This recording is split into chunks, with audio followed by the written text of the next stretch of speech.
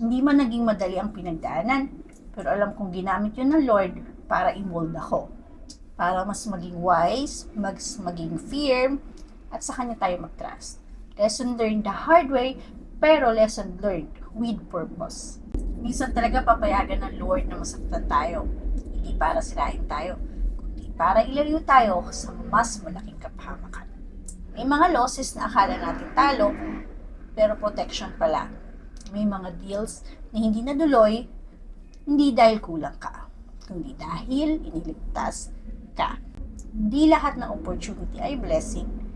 Hindi lahat ng open door ay galing sa Lord. At hindi lahat ng mabilis na kita ay may kapayapaan. Kaya kapag may unrest sa puso mo, huwag mo yang baliwalain. Ang peace ay confirmation at ang discomfort ay warning. Matutong huminto, matutong maghintay, at matutong magtiwala sa timing ng Lord, hindi sa pressure ng mundo. Ang tunay na success, hindi nasusukat sa dami ng pera o ari-arian, hindi sa integrity na hindi mo isinuko, sa puso na nananatiling malinis, at sa relasyon mo sa Lord na hindi mo ipagpapalit kahit may kapalit na pera. Sa huli, mas okay ng mabagal pero sigurado. Mas okay ng konti pero may peace.